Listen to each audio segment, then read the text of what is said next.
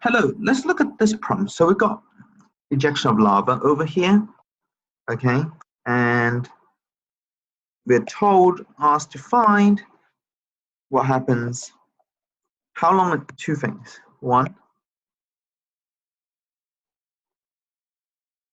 okay, how long it takes for the lava rock to be thrown to this position, which is 20 meters down, okay? And then afterwards, find the magnitude and direction of this vector. So let's think about this. Let's draw out as always, we will want to find the components of this initial velocity vector. And that would be over here. If you look at this, I'm going to blow this out a bit. Over here, you'll see that it is 25 meters per second. And then because this is the adjacent angle, this is going to be cosine 35 degrees. And if I do get this, I will have a value of 20.5 meters per second. Now, in the y direction, the y component then is v 0y. Then this time it's 25 meters per second, and because it's the opposite this angle, so to speak, it is sine 35 degrees.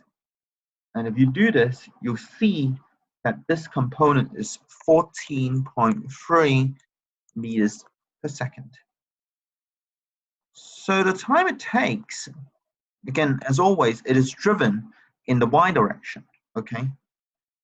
To find the time to hit the ground. So over here, the final value of y is, it goes down, so it's minus 20 meters. I'm treating upwards as the positive value, okay? So I have v naught y. I'm trying to find t, find the time over here, right? The initial position, I'm using this as a reference point. So y naught is 0. So, and my acceleration throughout this, now I'm going to assume no air resistance. The air acceleration is then minus 9.81 meters per second squared. And it's completely in the y direction. It's just going downwards. So we can use the equations for constant acceleration. The equation that would fit best here would be y is equal to y naught plus v0y times t plus half ay t squared. So we are trying to use, because this equation relates the position to time. Now I substitute in the values I've got so far then. Okay, final position is minus 20 meters is equal to 0 meters. That's what the initial position is, so that can go away. Plus the initial y velocity, so that's plus 14.3 meters per second times time plus 1/2. Now the acceleration here is constant acceleration, mind. It's minus, because it's going down, it's minus 9.81 meters per second squared times t squared. So I've got this equation that really doesn't look very nice. So, and this is a quadratic equation. So we need to remember this. For a generic quadratic equation, ax squared plus bx plus c equals 0, the value of x is then minus b plus or minus b squared minus 4ac over 2a. So this is the same sort of thing, except I've got t instead of x. Okay, big deal. So I'm going to go and rearrange this so that it looks like this, except instead of having x's there, I have t's. So if I do this, I would do some rearranging. I get 4.90 t squared minus 14.3 t minus 20 is 0. If I have this, let's look at how this compares to this equation. Then this coefficient here is a. 4.90 is a. Minus 14.3 is b. And minus 20 is c. So I can now plug it back into this equation. So t is then minus b. So minus 14.3 plus or minus b squared. So that's minus 14.3 all squared minus 4a. So that's 4.90 times c, which is minus 20, over 2 times 4.90. The rest of this is calculated work to some extent. Now what I find is, if I go through this, I get 1.46 from 14.3 divided by 2 times 4.9, plus or minus 2.49.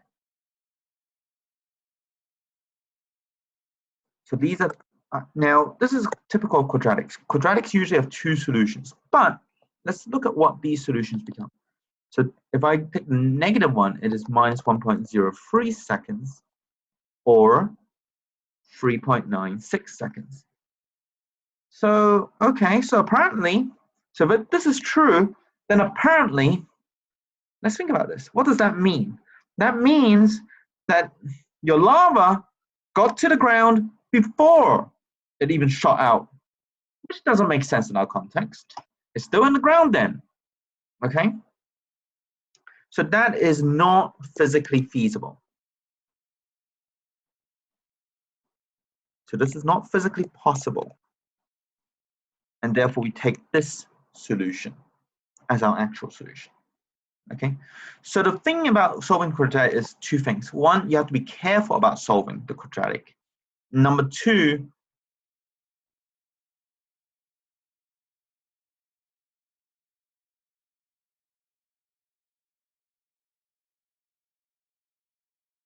thing over here is one, since you have two solutions, one will not make sense. One of the two solutions will not make sense. Okay, so now that we have that time, let's go back to our question. What else do we have to find? We have to find the magnitude and direction of the rock's velocity at impact. And again, trick is then think about your components. So this is the at impact over here. And I can think about how to think about what the X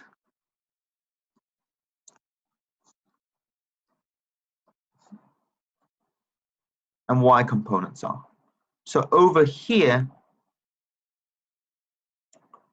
your Vx component up here, if you look at this, there is nothing that accelerates your lava in the X direction, right?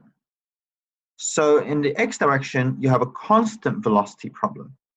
So your velocity here is going to be 20.5 meters per second. Now Vy over here, okay, gets a little bit more complicated. Vy is a constant acceleration problem. So there's a couple of approaches to this. What we are going to do is use V0y plus AYT. Since we have the value of time from here, we know this. This is a little bit simpler. Now, initial velocity in the y direction, as we know, is 14.3 plus 14.3 meters per second plus, and now here we have minus 9.81 meters per second squared because it is going downwards instead of upwards, times time, which is 3.96 seconds. If I do this, I would then see that I have minus 24.5 meters per second. So if I have this, I want to then find two things. I was asked the magnitude and the angle. So this phi angle here, so the magnitude